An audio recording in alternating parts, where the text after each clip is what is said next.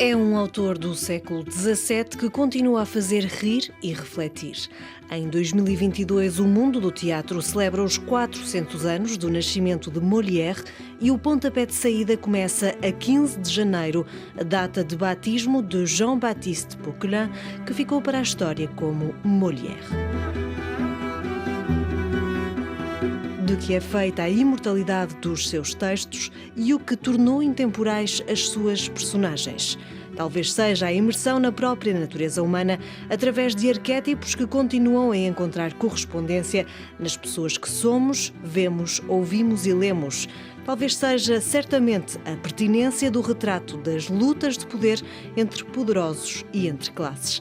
Talvez seja ainda a capacidade de transcrever uma história social com uma língua que todos compreendem, direta ou indiretamente, a língua de Molière. Estas são, pelo menos, algumas das hipóteses levantadas pelo autor Lionel Cecílio, que trabalhou em 3 peças de Molière: Médico à Força, As Artimanhas de Scapino e O Doente Imaginário. É verdade que o texto parece longe de nós, porque é um texto em francês clássico, com a expressão que a gente já não utiliza agora, mas temos que notar que o fundo do texto é muito atual. Como assim? Ele é muito atual na maneira de criticar o poder, as personagens de poder, que seja um rei na época de Molière ou agora nesta Quinta República Francesa um presidente, mas que tem às vezes formas de rei que não diz o nome. Portanto, há muitas coisas muito atuais no fundo. Portanto, a maneira de entrar por a forma do texto, as palavras, as expressões e etc., parece quase anedótica, porque quando a gente começa a trabalhar, estamos diretamente em fase com o que estamos a dizer. Parece que ele escreveu isso a semana passada. É muito atual e eu acho que é um ponto comum com todas as produções artísticas com muito talentos, é que elas ficam no tempo com essa forma universal de deixar pensar que foram escritas ontem. Além da intemporalidade, como bem disse, há a parte da universalidade. Portanto, além de continuarem a ser encenadas 400 anos depois em França, são encenadas em vários países, incluindo em Portugal. O que é que explica esta universalidade dos textos dele? Ele compreendeu diretamente e muito bem o que é a natureza humana. E eu acho que é aí a chave de uma escrita que pode ficar no tempo, que pode ficar universal e intemporal, porque tudo nasce daí, da construção de um sentimento ou de uma sensação através do que é a natureza humana. E é aí que ele é forte. É que ele não está a apontar com o dedo o rei ou as formações políticas ou os médicos, porque há muito crítica dos médicos. Ele está a criticar a igreja também muito. Ele está a criticar as lutas que há entre os poderosos e os que não têm poder. E isso é que é universal, porque ontem era a igreja e hoje é o capitalismo. Mas não tem importância, porque o nome não tem importância. O que é importante é onde a luta se mete e onde ela nasce e onde ela cresce. E é aí que ele percebeu muito bem as coisas com a natureza humana, é desse combate universal, intemporal, entre os poderosos e o resto, você, eu, a plebe, o povo. E em relação às peças que fez? Eu tive a oportunidade de interpretar o Scapin, mas também o Ahmed, numa transposição de Les Fourberies de Scapin de Molière, feita por um filósofo que se chama Alain Badiou e que escreveu uma peça na qual eu atuei o personagem principal, que é uma transposição direta da peça de Molière na banlieue de Paris de 1980. Portanto, eu atuei 2 vezes esta personagem com 2 visões diferentes e 2 épocas diferentes. E cada vez que eu interpretei a personagem, que fosse o Scapin clássico ou o Ahmed nesta transposição do Alain Badiou, eu achei sempre a mesma coisa, é a capacidade que tem essa personagem a tornar tudo quanto é grave numa coisa que parece não ter importância e que tem muita.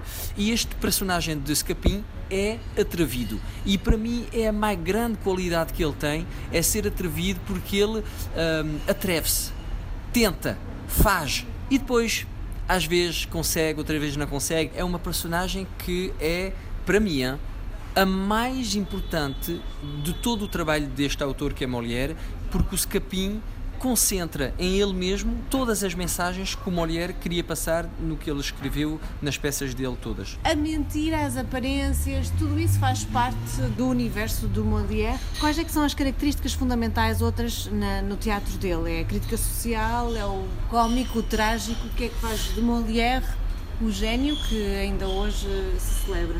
Há diferentes factos. O primeiro facto é a universalidade e intemporalidade dos temas que são sempre comuns e que são temas de lutas de poderosos contra pessoas que são mais do povo. Isso é a primeira coisa que faz que a gente entre diretamente nos textos, porque a gente temos uma projeção pessoal, somos capazes de nos identificar às personagens. Outra coisa é a língua de Molière. A gente diz em francês que o francês é a língua de Molière por causa e por mimetismo com o facto de dizer que a língua inglesa é a língua de Shakespeare, mas não... A portuguesa é a língua de Camões. Exatamente, mas as construções não são bem as mesmas. A língua de Shakespeare, ele construiu esta língua com a maneira de inventar palavras que ficaram depois nos dicionários e na língua ela mesma.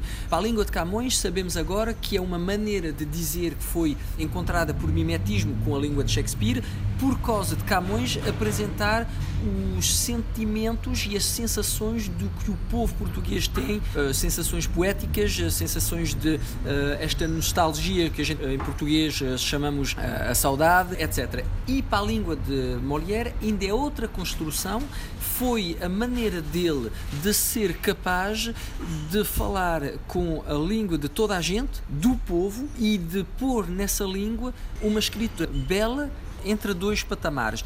Dá a impressão de ser escrita com palavras do povo e com uma palavra do dia-a-dia de toda a gente, mas que ao mesmo tempo tem essa beleza de uma palavra mais erudita. E essa maneira de ser entre os dois é, eu acho, um talento imenso que deu o que agora a gente qualificamos de língua de Molière, e é por isso que ele ficou. Porque a nossa história é essa. É uma história social, é uma história de combates, a história da França é a história do combate permanente entre este combate social entre uma classe e outra classe. E é aí que o Molière entra diretamente nessa tradição francesa com uma língua que significa isso. Uma língua que é exatamente no meio dos dois. Uma língua que pertence aos dois.